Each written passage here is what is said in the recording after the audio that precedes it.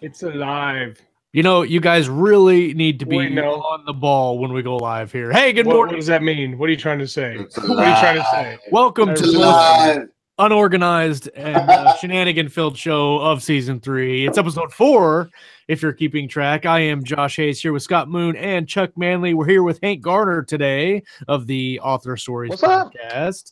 He's a speculative fiction author. He came on the show in season 2. He's interviewed the likes of Brandon Sanderson, Jim Butcher, Diane Gabaldon, whole bunch of famous people, including some second-rate authors like myself and Scott. And literally our hero. You got me too. Also Chuck, but Chuck's down like to third grade. Right, he's Second a to third. Yes. He's also a writer. His novel, Seventh Son of the Seventh Son, is scheduled for relaunch here very soon. He's also writing a new science fiction series adventure called The Nibiru Gate. Hank Garner, welcome back to the show, brother. Hey, thanks, guys. Thanks for having me. I appreciate it. Y'all are like some of my favorite people. So thanks for letting me hang out. So sweet. It's a wrap. We're done. In the show. I'm actually just glad that I called you by the right name, because I called Chuck Hank earlier, and I didn't I don't know why. I'm so fortunate. That's my bad. It's because you both have facial hair. Well, Hank, we like to start off every show by asking our guest, this one question. What's your first memory of wanting to be a writer and a storyteller? I knew that was going to come back and bite me one day.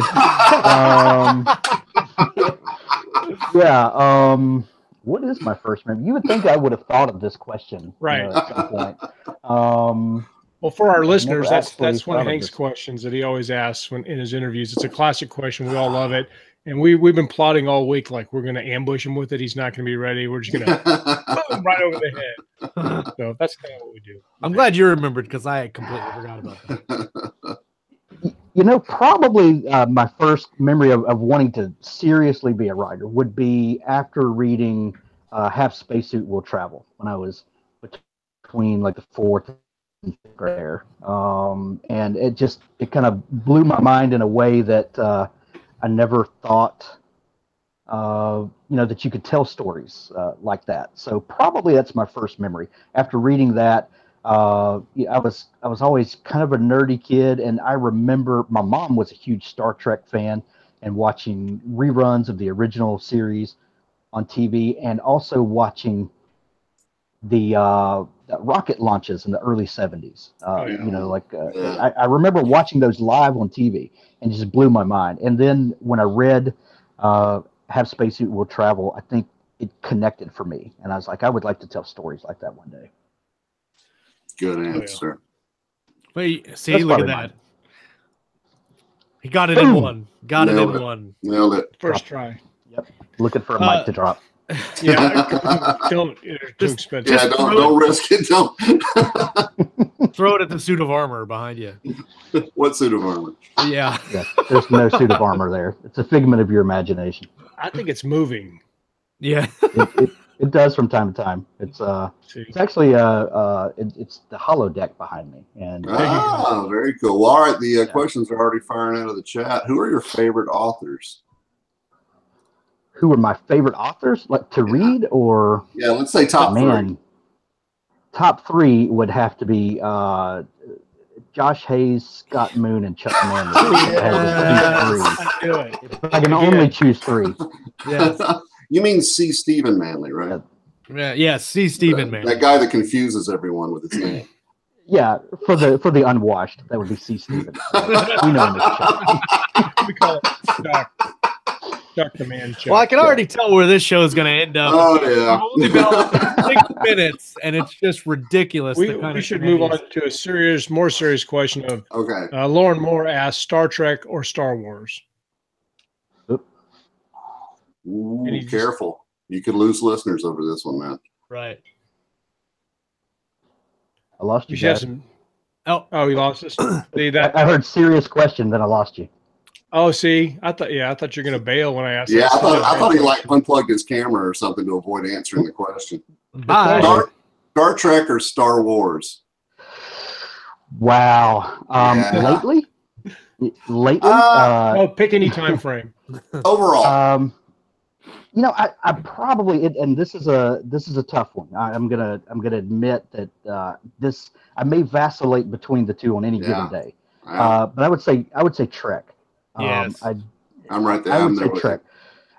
Star Wars, opened up, a whole other branch of storytelling and the adventure side of science fiction, if you will, because it's not really science fiction. It's more, it's pulp. It's space adventure, if you really want to get down to it. Space Western, exactly. And but for depth of characters, for ongoing story, for universe, I would have to say Trek. Yep. I think I Kirk agree with that. Sure. Did it Kirk change? Is the best captain. Right. So 2 questions. Guy wants to know. He just made a comment. He says he meant Firefly, but having that in mind. So how do you? Because when I think about that question, I think about what was my favorite when Star Wars came out when I was a kid versus now when I'm grown up. Because at different times in my life, I kind of had. Because I remember when I was younger, when I was an itty bitty little moon, I thought, man, I wish that Star Trek would be. Yeah, I was a crescent. I was a half moon or growing up. Yeah. I always wanted everything to be like Star Wars. I'm like, like the first Star Trek movie. Yeah. I don't know what I was like, maybe 10 or 12 or something. I watched that. I was like, what?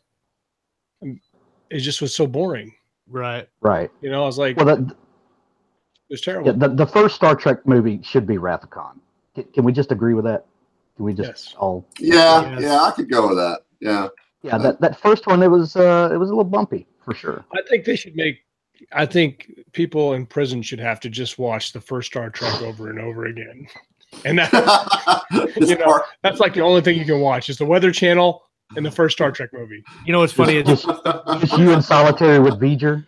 Yes, right. The first Star Trek movie, I think, like the writers were completely like writing at seat of the pants. They had no idea where it was going, so they started writing, and they had no idea how it was going to end.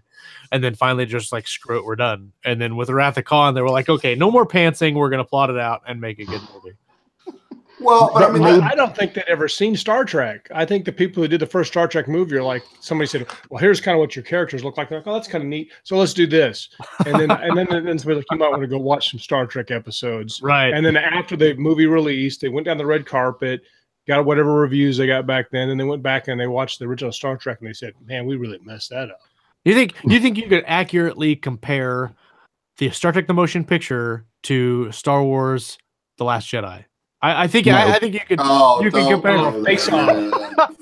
No, because I will rewatch Star Trek the Motion Picture at some point. Ah, nice. Oh, good point. Yeah, I probably would too. I'm actually going to when it comes out on digital, I'm actually going to rewatch The Last Jedi so I can do a podcast episode about how I would fix it. Yeah, sure. But that's a great plan. How many times have you gone to any movie? Yeah, see, Steven. How many times do you go to a movie? This is probably a common thing for writers is how many times you walk out of a movie theater going, if I had that budget as a writer, I could have made this movie do right. this. But my favorite one, those are the ones where I come out and I say, God, I wish I'd written that.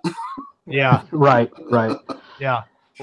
Or that nobody wants to watch movies with you because you're yelling out there's the end of Act literally One. Throws things at me while we're trying to watch TV together. Like 10 minutes into a murder mystery show or something should be like, you figured out who did it already, didn't you? I was like, yeah. I can't watch like Cops on TV. Oh yeah. I can't watch that because half the time I'm like, you shouldn't have done that. He's over there. Go get him. Yeah, we can't watch medical shows because we're like, oh, that's bullshit right there. Yeah, right. His you mean Grey's Anatomy isn't all true? Oh God, don't get me started, man. It's all true. It's all true. So speaking of informed opinions, Hank, you have the Author Stories podcast, and you're over 300 episodes right now, going into 2018. In like the last week. Yeah. And now you've done like 3 or 4 podcasts a week now, and you're kind of 5. Excuse me, 5. You're slamming episodes out, man. So you've blown up a little bit. You want to talk about that? Yeah, I attribute it to my wife coming on and working with me back in the fall, and you know, because I was just trying to juggle everything, and stuff was kind of falling through the cracks, and I just wasn't able to, kind of take care of everything I wanted to take care of. She came on and she said, "Well, let me handle the scheduling of the show and contacting people."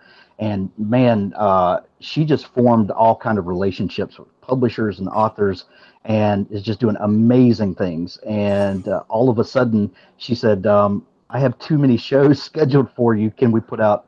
We were doing 2 shows a week, and I said, "Well, yeah, we'll just do some extra shows, and just get a bunch of them out while they're kind of topical and hot, and things like that." And it just kept going and going and going. And yeah, so Dawn is the superhero, and she makes everything run amazingly well and smooth, and has formed relationships with a lot of different authors and publishers and publicists, and is just doing amazing things. So hats off to her. It's all because of her.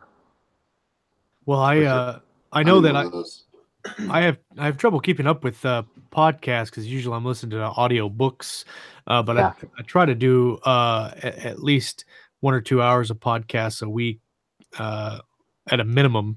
And so yours and writing excuses are right up there on my first. As soon as they hit the iTunes feed, I try to burn through them pretty quickly. And story shots. Story shots. And then you guys don't need any tips. You're fine. And then we'll be mentioning our sponsor, which is another podcast we kind of like. That's right. So, but that will wait, because that'll be like a dramatic moment. Because there should always be suspense. Yeah, I heard there was a new podcast that launched the last week or two. There was a new podcast launched. I can't imagine it. I don't know. It is the Sci-Fi Shenanigans podcast, and they're actually sponsoring the show since we're talking about it this week. They are Shenanigans. They're sponsoring. Chris Widener and J.R. Hanley are the hosts of the Sci-Fi Shenanigans podcast. They put their first episode out 2 weeks ago. Their second episode came out this morning, starring myself. That's awesome. We've included them in our affiliate podcast partnership program. Say that 5 times real fast. And we've given them some spots on our website and also in the group. So if you see them posting in the KSM group on Facebook for their podcast, that's why they're going to utilize our group for their fan base. And it's a pretty good show. The JR and Chris are some fun guys to listen to. If you haven't checked it out, go and check out Sci-Fi Shenanigans. It's sfshenanigans.com. I put the link in the live chat, but we'll also come back and hit it in the show notes. One of the things I heard in their first episode is they talked about how they got into podcasts, and they talked about Hank's show and a couple of others. And so we like having Hank on here because he did all this way before we even before I knew how to turn my mic around the right way. I mean, let's be real. That's true. That's true. It happens. It happens. When everybody thought you were talking from the other room. Yeah. In all honesty, I think Hank's was probably the second or third podcast that I discovered when I got into all this stuff a couple 3 years ago, whatever it was. So yeah, I think it was self-publishing, and then Creative Pen, and then yours. Those are the 3 I started with. Well, at least you got to listen to some good ones. I don't know. Before you started listening to this show, is that what you were These are always good. Some of the other ones are hit or miss. Fight. Yeah. Medium fight. So I don't know if our audience listeners know what we're doing with Hank, but we are doing a partnership with Hank on his podcast, doing a Keystroke Medium Minute, which basically we take some topics, break them down into 3 to 5 minute blocks, and chat about them for a couple minutes before he does his interview on his show. And we thought it'd be cool to kind of talk about maybe 1 or 2 and correlate them into Hank's new projects that he has coming in the next couple of months, right? Yeah. So your your Seventh Son of a Seventh Son book, you published that originally. It was supposed to be in the Weird universe, and then that didn't go through, and then you published it standalone, and now you're doing another rewrite. So do you want to talk a little bit about that, and then we can kind of bring in some of the minutes while we talk about it?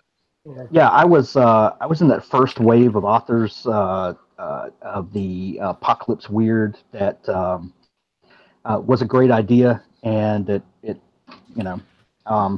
It didn't do what everybody hoped it would, but we had some really great books that came out of that, and everything was connected, so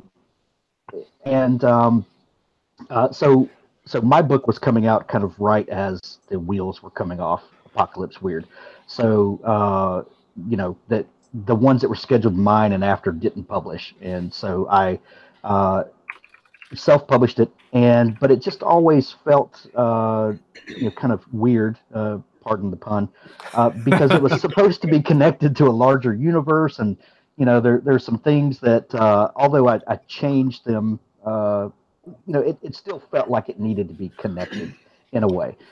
So I had the idea that I would pull that book down, rework some of it, and then I have kind of mapped out some sequels to it, and that will bring that story full circle and bring it to the conclusion that I always wanted to bring it to, but without having to be connected in the way that it originally was. So that's in the process right now. The first book should be republishing very soon, and then a follow-up to that. And then I also have a science fiction adventure series, kind of like when we were talking about Star Wars earlier, that I've had some themes that I've always wanted to play with. And I finally came up with an idea where all those themes would work together, and that would fit in right now to kind of the publishing landscape of what's really popular and hot right now. And I found a way that I could do that and be really happy with the book that I wrote for that. So that book, I say, is kind of like Han Solo meets Stargate. So Han Solo meets Stargate meets Ancient Aliens. And I have a whole kind of history and mythology behind it that ties all of these things together. And I'm super excited about it. It's coming along really quickly. Hopefully, we'll have it published about this time next month. The first book of that. Fun, very cool. Yeah, it's right up our yeah. Now, is your science fiction book going to be tied in any way to? I know that you have something like Bloom and a couple other books that you base out of a city, kind of like what Stephen King does in Maine. You have it there down in the South. Is this science fiction? No, they're not going to be connected, at least on the surface. This is going to be about 4 centuries in the future. Those books, I have several books and stories in a little town called Weston, and that's kind of my urban fantasy set in a small town, if you will. So urban is not the right word, but urban fantasy elements, but set in small town rural America. So I still have lots of stories to tell there as well. But that's the great thing about being an author. You can play in whatever sandbox you want to at the time. Absolutely. Yep. So we were talking. Go ahead. I'm sorry. Go ahead. I'd say we were talking about before in our very organized and intellectually demanding pre-show. We were talking about total pros. Yeah, we were aiming the show on a trajectory we thought would be informative and entertaining to everybody. Just slipped out. Sorry. So it's because you don't have your overlay. Right. I don't. If I had my overlay, I would throwing you off, my game. I cannot make it work. My computer is just wrong. And we were talking about Josh and I have the exact same computer. Mine is the only one that hates me, apparently. But that's a whole other episode. It's just so wrong and unfair, like the rest of the universe. But we were talking about some of our topics we were brainstorming was writing for love, writing for money, a balance between it. And so what I hear you saying, Hank, is that you're writing in a genre that is very popular right now, but it's the way you want to write it. It speaks to you. So I don't know if you want to talk about that, or one of the other guys want to talk kind of on this subject a little bit, and we'll kick it around a little, see what happens. Well, I'd like to just say this. I have lots of friends who are just absolutely killing it right now. Nick and Jason, with Galaxy's Edge, and you guys with the stuff y'all are putting out and the collaborations that y'all are doing. And we all know the importance of finding a market that is hungry, writing to that market, all of the business side of it. And then, as writers, sometimes we kind of balk at that and like, yeah, but I want to tell stories that I want to tell, not just write to market. And what I would like to tell people is you can absolutely do both. You can write something that actually has somebody that wants to read it, and still be able to say the things you want to say, still play with the toys you want to play with. You don't have to compromise. And I think it's something a lot of people get hung up on, is they feel like they're having to compromise, and you absolutely don't have to. Yeah, I think that if you find something that's hot at the moment, it's okay to dive into that and write in that genre, as long as you write it your way. Right. Because that's pretty much what I did with my space opera series, because I saw that everybody was doing science fiction. I'd never written anything with spaceships in it before, so I thought, what the hell? But it's still very much my book. I didn't just copy some military sci-fi novel that was popular at the time or something like that. I put my signature on it. And I think as long as you do that, you're hitting that balance between commercial potential success and your own personal satisfaction as a creator. So you just have to make sure you're not just copying somebody else's work and you're doing your own thing. Well, and the other thing, Chuck, is that you have to not let fear keep you from trying those things. I had never written, space opera, space adventure before either. Right. But I'd read it and watched it my entire life. You're familiar with it. You're familiar with the tropes and everything. You just have to, take the leap. Put your spin on it. Fear is the mind killer. Exactly. And so I'm curious, have you written anything like this before, just that you haven't published, or is this the first time that you've kind of picked up the sci-fi adventure, Star Wars type-ish adventure writing and gone with it? Because I know that all the rest of your books, like you said, are kind of like an urban fantasy type setting, right, where it's realistic here. Have you done any messing around or playing in that kind of a universe before? Well, with Seventh Son, I did. There's an element of that story that takes place in ancient Mesopotamia, and there's some kind of some weird legends and things that I was able to tie into current day. And then I've got a bad guy in Seventh Son who develops a machine that kind of opens a portal that allows him to time travel and do some weird stuff. And it all kind of ties into a mixture of Einstein's special theory of relativity and Aleister Crowley's black magic, and the idea that space aliens are demons. Crowley had this kind of weird idea that if he could travel in space, he could meet angels, which were actually demons, or demons, which were actually angels, which were actually aliens. And it was just and I started kind of toying with the idea that if you could travel through space-time and you could meet other people, what would you call them on Earth? So I started kind of playing with those, and so I started that in Seventh Son, and then I said, well, let me take the same kind of concept, put it about 4 centuries in the future, and add this technology that's developed that will open up a wormhole, so to speak. Put that in spaceships, bam, you got space opera, with some kind of crazy occult kind of tie-ins and Dude, like that. That is hands down one of my favorite elements. A lot of times with science fiction and stuff like that, it's like you have these aliens visit from another dimension or another planet or whatever, but it's not so much that they're aliens, it's how the people who don't know that they're aliens interpret their sudden presence. Exactly. What do they call them? And then when they're gone, what stories do they tell about them after that? Right, I mean, that's right. I love that. There's so much speculation you could do with that kind of thing and pull stories out of. It's great. And the space adventure is playing on a lot of those themes as well, but also If you watch any Ancient Aliens or stuff, they believe that Earth was seeded from somewhere else, that we were seeded from aliens. But what if an alien race came to Earth early on and saw us already formed and decided to seed the rest of the universe with us? We were seeded. I like that. I'm gonna go and it all just kind of started rolling around from there. So I like that a lot. So yeah, I mean that was a really long answer to have I done it before. It's been a progression building up to this. These are themes that I've been playing with for a while, and it just is kind of a natural progression.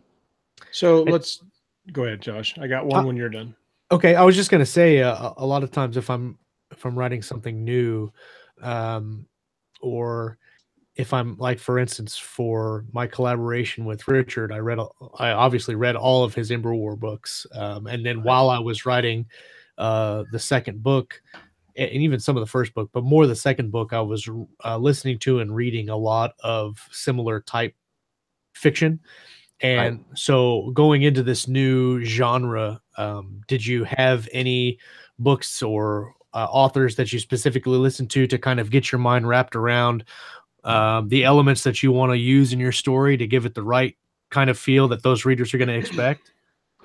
Yes. Everything from, old Star Wars, Kevin J. Anderson type stuff, who's on Author Stores today. God, you're Star such Trek, a machine. I tell you, man, you are not. You're one of those aliens. You've got to be. No human has that much energy. I don't. I promise. Let's see.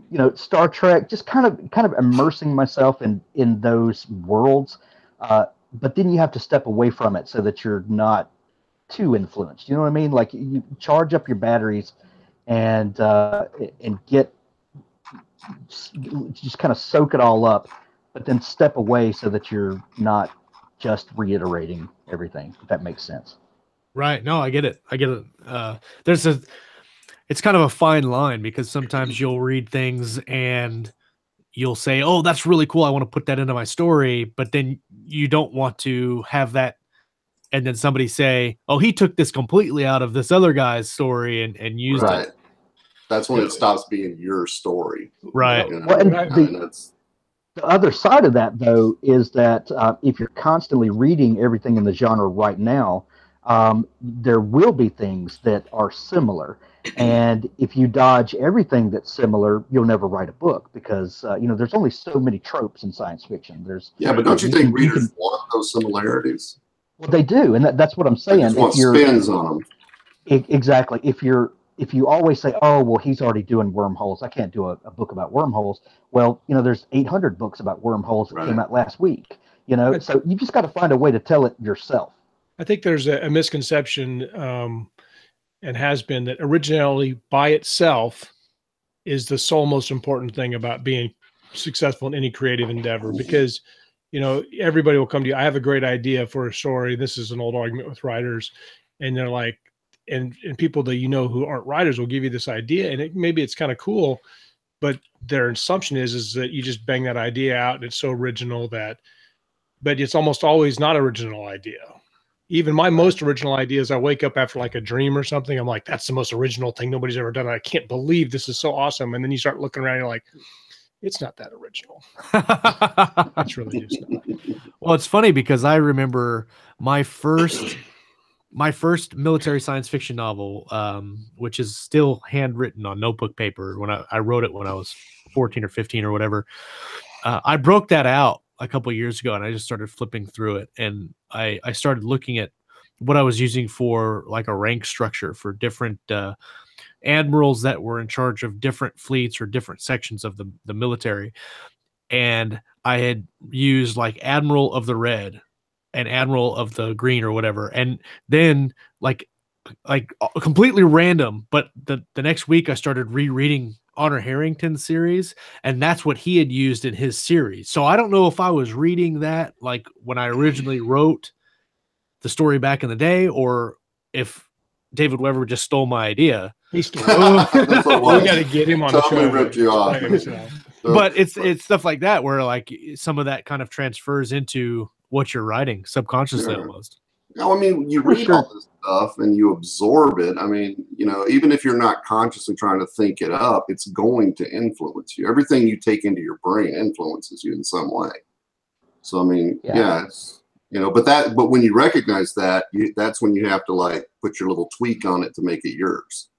You know, change it just enough. While we're talking about that, and it relates to reader expectations. So probably most of us here remember the dark days when you couldn't find good fantasy or science fiction on anything. I mean, you have like every 5 years or something, you'd have like one good movie. And now the movies are just pouring out of Hollywood and set in the speculative fiction and, you know, universes. But so one of my things I always remember was going to a movie and I'm like, well, that wasn't like Star Wars.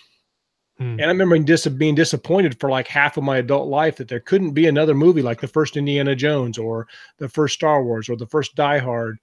And because the next movie would be totally different genre. And so I was looking for something similar, not the same. Obviously you want originality. But so I think that's where reader expectation, I had a reader expectation or a viewing expectation that was not being fulfilled at the time. And I think that's changed quite a bit. So I don't know if that was a question or just a big rant, because I do that. I like your rants, Scott. I like them. Great rants. Hey, Guy Anthony DeMarco said Scientologist Crowley. There's actually a weird connection. If there's a book called Sex and Rockets, The Occult World of Jack Parsons, and he was one of the founders of JPL, the Jet Propulsion Laboratory. And it's all about how he was an occultist and kind of a worshiper of Crowley and kind of considered himself the inheritor of Crowley's occult empire or whatever. And this is a scientist, one of the founders of JPL. I love it when scientists are occultists. That's maybe the best thing ever. And he actually went into the desert in the Southwest America, and they did an occult practice where they tried to summon a demon called Babylon. It was called the Babylon Rising, or the Babylon Working. And his assistant in this big occult practice where they tried to summon a demon who would bring about the Antichrist was actually L. Ron Hubbard, who went on to found Scientology. So when I was writing Seventh Son, I was reading this, and I was like way too deep in this. And so if that intrigues you, go pick up the book Sex and Rockets. It's by John Carter, I think it is. John Carter of Mars. John Carter of Mars. Yeah. Yes, John Carter of actual Mars. Actual Mars. It's crazy. It's crazy, and it's all coming around full circle now. We see that. And it's because of these seeded aliens throughout the universe. That's right. That's right. So see, we figured it out. Everything's a lot crazier than you think it is. So, but anyway, that's a great. Anyway, check that out. We could go on some interesting things about the Thetans or whatever. Right. You know, I do not get sued. They track us down and sue us, guys. They probably would. You don't screw us. For the record, I do not subscribe to those theories. Subtitled. No, well, you know what though? That's another thing though. You start talking about fodder for stories and things like that. The things that people have believed over human history and the things people are willing to believe is just fascinating. I got whole books on it behind me here. I mean, it's just, and Scientology is one of the more entertaining ones. Absolutely. You know, it's crazy when you mention what people choose to believe and what they want to believe. I've been listening to Hardcore History, Dan Carlin's deal. Casey Azell mentioned to it when she was on the show a couple of months ago. Scott mentioned it several times. So I'm listening to Blueprint for Armageddon. Yes, a Blueprint for Armageddon, and it basically he goes through everything that occurred before, during, and after the World War I and II, I think. So we're I'm like 2 hours in, and they haven't even started World War I yet. They're getting right to that, and it's interesting the amount of information that he puts into the narrative to give you kind of the background information about everything that was happening. But then when he starts to compare, like, I guess, when you compare the Kaiser from World War I, there's a lot of people that look at him and think he was silly, or that he wasn't a good leader, or that he was just kind of comical in what he did. But when you're there, when you're going through it, he was a monster, right? But then compared to Hitler, who came after him, this Kaiser dude is just kind of a joke, right? He's a clown. And now like Kaiser Soze. Right. Yes. Kaiser Soze. yeah. And the Kaiser Soze. And the same thing with Mussolini. Well, everybody thinks Mussolini was a joke, but Mussolini, he was crazy. And he's a bad dude. And so the way you interpret these things, and I think it's funny now that there's a lot of stuff going on today where people are throwing around the word Nazi and Hitler and all this other stuff, but like they were actually really bad people. And sometimes the way that you perceive events based on how bad they are, like, so you've got Kaiser who was bad and then Hitler who was really bad. So was Kaiser bad? I don't know. Yes, he was, but it's funny that people interpret that differently. Yeah. A lot of effort was put into characterizing, him as if you look at the social media equivalent of, the World War I era, all the cartoons are of the Kaiser being, either ridiculously mustache twirling evil or just a complete clown. Right. So anyway, moving right along on our topics, we were talking caricatures in writing. That's right. Yeah, caricatures in writing. Next on Keystroke Media. So is your sci-fi adventure series, is it going to be one novel, or you have a series planned out? No, it's at least going to be a trilogy. Okay. And possibly longer, but I know the arc for this trilogy. And I think the world is rich enough and the characters are good enough that it could probably, go in a lot of different directions from there, but at least a trilogy. And I can't remember if we asked this the last time you were on the show or not, but Pantser or Plotter, and have you gone through the whole series? The high points and the low points, or what? Yes, I am. I have always kind of been a hybrid Pantser Plotter. I've kind of always looked at it as kind of like a roadmap. Like I know where I'm beginning, I know where I'm going, I know points along the way, but there may be detours that happen, kind of the road trip analogy. But lately, I have become a stricter outliner, and I really credit Chris Fox. He has some of his videos that he did. I think it's from last year, where he talks about outlining, and he has this really great way. It may seem really silly or oversimplistic to some people, but it was really an eye-opener for me, was the way that he will write out kind of a whole treatment for the book, and several paragraphs, and he kind of works through the plot of the book, and you can go watch the video. I'm not going to do it justice, but you work out the character arcs and the plot arcs kind of ahead of time, and then from there write out a treatment of it. And from that treatment that you write, you pull out the high points, and those kind of become your story beats. And it's just a really organic way of outlining, and it has been just an eye opener for me. It's been very liberating, and I was able to outline the whole book, and then the subsequent arc for the trilogy. It was just very natural, and it didn't feel stifling. The way outlining can sometimes, and so I love it. Though I'm a convert recently to more intense outlining. But will you be a recidivist also? Because I'm a convert, and then I regress, and Josh has to smack me around. And what you're describing reminds me a lot of what Josh has told me on several occasions about the first time telling yourself the story and just kind of getting it kind of fleshed out, and then doing your beats and all that stuff. I'm paraphrasing a little bit there. So Kayleen Williams wants to know what kind of outlining that was again. Can I find an example online? Yes, go to Chris Fox's YouTube channel, and he's got a series of 4 videos, I think it is, from 2016 or 17. It's a year or a year and a half ago. Just look for those, and I think he's even going into greater detail in a series he's doing right now, story gardening, I think he's calling it. So that's where I got that from. I think extensive outlines are really good to keep keep you on track. You know, keep a writer like on track. You know where you're going. You know what plot point you're moving towards, and all that stuff.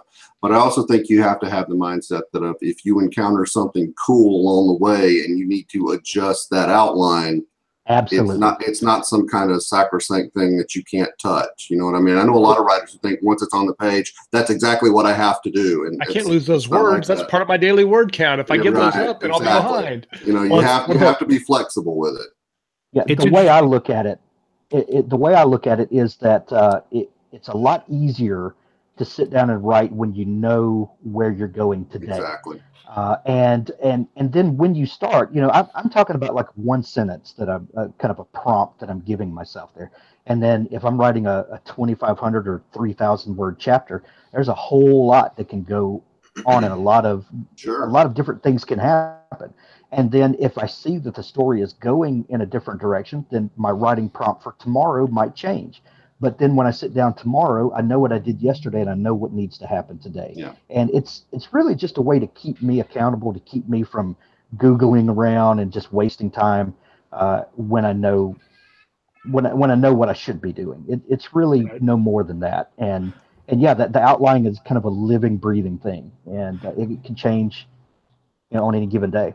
So great, it can be fun. A great example of that is Scott and I just did a outline for his 7th Dark Landing which novella. I finished today. Nice! Crazy. Congratulations. But the cool thing about that is, and you can go watch the video, it's on our YouTube channel. We basically outlined that novella from beginning to end, the major plot points, using a whiteboard, and we talked about it and brainstormed. Took about an hour to do. And so you're talking about a 30,000 word novella. It took us an hour to outline the beats and get the overall feel for the story. Right. Well, then, you know, over the course of a couple days and a couple weeks as he's writing the story, he would send me these messages. This is where we had in the outline. This is what I'm doing with it. I've changed this to do this. And even for a couple days after we did the outline, I would send him ideas on, hey, I thought about this. Let's put that into the outline. What do you think about that? And he said, oh, yeah, let's do that. So we took an hour to sit down and do the base outline so we know where we're heading, like you said.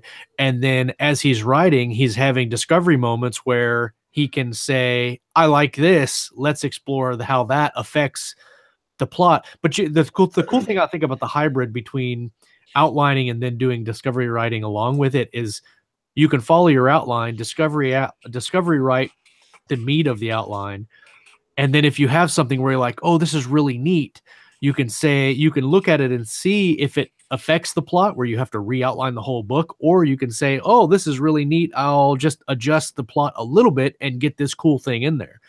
I think that was enormously helpful. I actually wrote the ending today. Is probably one of my best twist endings that I've ever been able to kind of put together. So it really did take on a life of its own. So I wanted to ask you that, Scott, because I talked to you and Craig early on when you guys were working on this series. Right. But you're really deep now. How are you? Because it's very episodic and it's very much like a TV show. Right. How are you? How are you wrapping up each chapter? Is it becoming easier or more difficult to get those cliffhangers? Yeah, no, it's great, and it's one of the, like, the outline Josh helped me with made this episode the easiest one I've written yet, and so I'm 7 episodes in, almost 200,000 words into the story, and so nice. I know all the characters and stuff, and so I take the outline like Josh helped me flesh out. And I have a few themes that, excuse me, too much coffee, that need to be answered, that don't get answered. They're not really intended to be answered, but each episode has its own focus. Like this last one, if you watch the video, was about this race and this contest between Thaddeus and this other character. That gets wrapped up, but I know that I have several other open plot loops from other episodes, and I'll touch on them, kind of like refresh them a little bit and maybe add a tiny detail. And then each of those major plot arcs will have their own episode where they will be wrapped up. And it's been good for me because it keeps me from doing too much at once. I tend to try to put too much stuff in every scene, in every book, and they just blossom out of control and get just really crazy. But it's been a learning experience. It's really good. And you've written 200,000 words in about 8 weeks, haven't you? A little longer than that, and some of that's and Craig's written some of those or 2 of those episodes. He wrote the first one and 6, and he'll write number 9, and then and then we work together a little bit on each of them as a collaborative effort. But when it gets down, it's hard to do a good collaboration if you're second guessing each other all the time. So once we are satisfied with each other, then one of us will motor on. So Gotcha. that's good times. I hope people buy them. Well, and Casey in the chat, she says, so you guys advocate adjusting the outline as you go rather than taking a cool detour and throwing the virtual map out the window. What's the adage? If the story doesn't get written in 90 days, it doesn't get written. And I think that the cool thing for me is, everybody knows I'm an outliner, but for me, if I sit down for 3 days and outline the entire story, that's just me writing the first draft. Right. So I get that story out. Absolutely. So I discovery write while I outline. Right. Exactly. So I just like to be able to look at it as a whole and say it's done. Now I just have to write the cool parts and the boring parts and the not so cool. But you do the outline and you spend 2 or 3, 4 days writing the outline, and then you have the whole book, and then you don't get to the middle of the book and you're 40 or 50,000 words in and you have no idea where you're going from there. And that's where I think you get a lot of, writing with Richard, and now we have 2 books. I've finished Bloodlines. It's with Richard now. And I can honestly say that in those 2 books, I don't feel like there's a second act lull in the book. And that's because we plotted it out and we knew exactly what we wanted to do. And there was no discovery writing on, anything. It wasn't, let's go to here and just see what happens, because that's, I think, where you get the lulls in the second act, where everybody's like, I like the beginning and I want to write the end, but I don't want to do the middle part because the middle part's boring. Well, if you plan it out so the middle part isn't boring, then you don't have to worry about that. That's an excellent point about the discovery writing and outlining being actually the same thing, just on a kind of a different scale. Yeah, absolutely. Well, I've been listening to a lot of stuff by Ray Bradbury, a lot of his speeches and talks that he gave, and he was a huge advocate of writing short stories, and though he was definitely a pantser, that he advocated for sitting down at the typewriter and getting in touch with your subconscious mind, and that's where the stories are, and that you just kind of let the story flow. Well, I kind of think of that pre-writing for my outline as that same kind of concept, where I think of it like how would I see this as a short story? How would I kind of try to envision this whole thing in an encapsulated form? And then that's where I get the kind of the treatment that then I go and pull my outline out of. So I think I don't like this this plotter versus pantser thing, because I think it's a whole lot of both, actually. And you can be creative and analytical at the same time. We do an injustice by this whole us versus them kind of thing. Yeah, and I don't think there's anybody who is absolutely one or absolutely the other. I don't either. It's a spectrum, sliding scale, and we all fall somewhere into it depending on how much we need pre-work versus how much discovery we want to do. And I don't think there's anyone who just does an outline and sticks exactly to that outline and never deviates from it. I just don't think that person exists. And people that sit down and just start writing, at some point they think of something that they're writing towards, and even if they don't write it down on a piece of paper, they know they want this thing to happen in the story, and they're keeping it in their head. Well, that's just a mental outline for something you're trying to get to. So I don't think there's an absolute case in either direction. I'm with you. So what we got here is all the pantsters, and all the plotters. Let's all bring in for a big group hug. Everybody. That's it. I'll get out. Big love fest. Here we go. It's crazy thinking about the whole process of writing. And I like that we're kind of like just doing whatever this episode, because it's kind of a cool, like, just sit back and let's talk about writing for a minute, but which we're planning on doing more of, by the way. So I think it's neat because a lot of people will think of outlining or planning a project, and they're like, okay, like I just said, we'll spend 5 days outlining or whatever, right? Well, I've got a fantasy project that I want to write in like 2 years when I'm done writing all the other projects that I have. Get caught up. Right. And I'm already making notes for that. Like I have 2 characters already set up in my head where I like to think about what those characters are doing. And I'm not really doing any work on the project at all.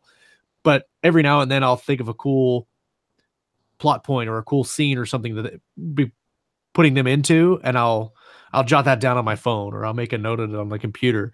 And to me, that's discovery writing. Like that, I'm like, oh yeah, I see that character and that's what the character is doing. I'm going to write that down real quick. And it's not, I mean, usually it's like 100 words, if that.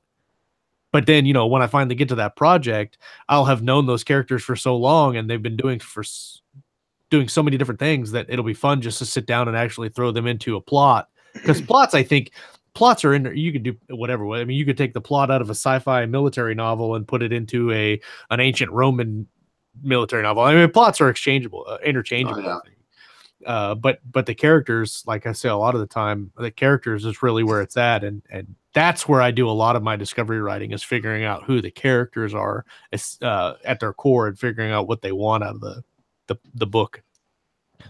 Chuck said in the chat, "Pantser with a plan." I dig that. Ooh, I like that. Pantser with a plan. Pantser with a plan. Yeah, I dig that. So your Seventh Son novel, when do you think that's going to come out? In the next month or so. We're gonna have a lot here coming out, kind of coinciding. So, and I might be trying to tie these novels together. So we're gonna see. I've got an idea for the second book of that might be a bridge, kind of in the way that like Star Trek Generations or First Contact was. Very cool. So I don't know. I'm toying with that. We'll see. I like it. We could do an episode on story tying. Oh yeah. Yeah, story. Oh, absolutely. Yeah. Lots of great ideas for follow-up shows on this one.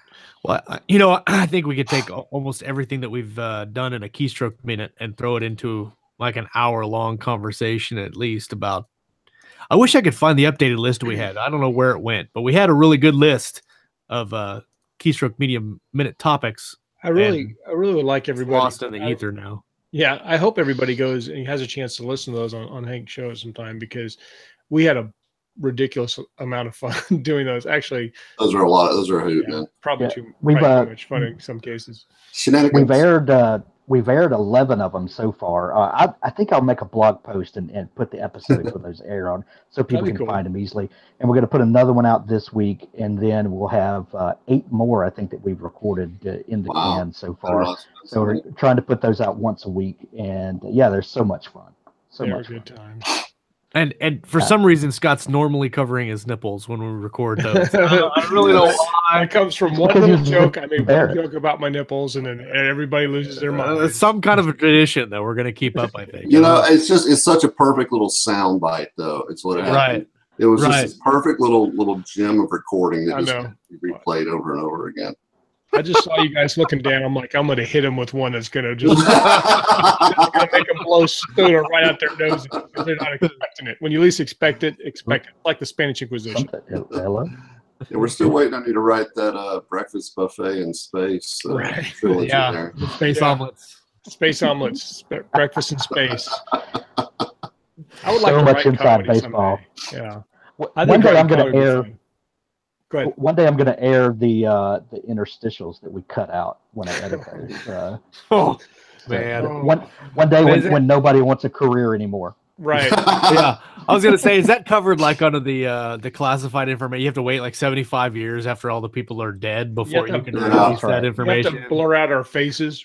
Redacted. Like there's gonna be big black redacted marks all over the transcript. Right. Too much fun. So I just want to mention here too that we mentioned Sci-Fi Shenanigans as the sponsor of this podcast. Also, BZ Hercules does a fantastic job for editing, and we run affiliate links for her as well. Keystroke Medium /BZ Hercules or KeyStrokeMedium.com/BC Hercules. You can get 15% off editing, proofing, and her triangulation services if you use our link. We use them. Richard Fox uses her.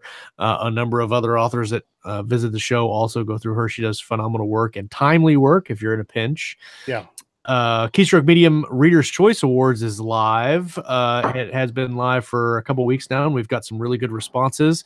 If you are a reader and you've read a great book that you want to present for the award or nominate for the award, please do so. You can go to KeyStrokeMedium.com and then select the Reader's Choice Awards tab. Go to the nomination form and slap a nomination in there. You can fill out all the boxes or just one or two, but the more entries we have, the more fun the show is going to be.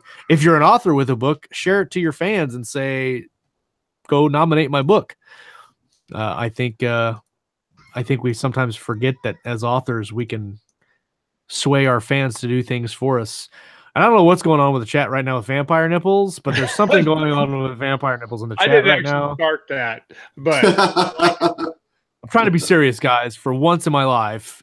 I think I should also mention, since we know what generous and kind souls our listeners are, that you can't nominate any of our books. Right. Indeed. Don't do that. I mean, you can, but it'll be like a wasted vote. We'll have to just throw it out because, you know. It'll make us so I can't nominate my favorite authors. So I can't nominate my favorite authors. Not in the top three, Hank. Not in the top three. Gotcha. You'll have to nominate some hack like Sanderson or something like that. Yeah. Whatever. I don't think that guy's going anywhere. His career is definitely on the downslope. Spinning his wheels. Spinning his wheels. I have only read 2 of his books. Anyway, sorry. I just read one. I'm still reading it. No, I'm kidding. I've read a couple. But Heretics, all of you. It took you 8 years to read the one, right? In 2019, I'm going to read another book by Sanderson. That's my goal. I like Steelheart. That was good. Yeah, Steelheart was good. I also want to mention, too, that our Patreon page is up and running. So if you have Patreon or you're looking for a way to support the show, you can hit up Keystroke Medium at Patreon. And we put up, depending on your group level, we put up weekly favorite 1-star review spots. The segment started there. You can pay $1 a month and get a monthly update on a monthly collection of those favorite 1-star reviews. $3 a month will get you weekly, and $5 a month will get you weekly. And we're going to start doing a segment where we do a post show and record the post show and our thoughts about the interview. And we'll post those on Patreon. And depending on whether that causes a complete downfall of the interweb or not. It might break the internet. I'm not saying it won't. I'm not saying it won't. And I thought we'd also maybe do some more outlining and some story process things and put them on there for people that are interested in some of the craft issues. It could be really cool. Much more to come. Hank, would you mind telling our audience where they can find out more about you and your podcast and your books, sir? Yep. Everything that I do, you can find at hankgarner.com, HankGarner.com. Also at authorstoriespodcast.com. They both point to the same place. But hankgarner.com is the easiest thing there. There's links to all my social media and all that good stuff right there. And there's handy links in the right-hand sidebar where you can subscribe to the show and never miss an episode. Ooh, we got his radio. Oh my god! We got the radio. So great. Awesome. Where has that been my whole life, right? And now stay tuned for Traffic on the 8s coming up.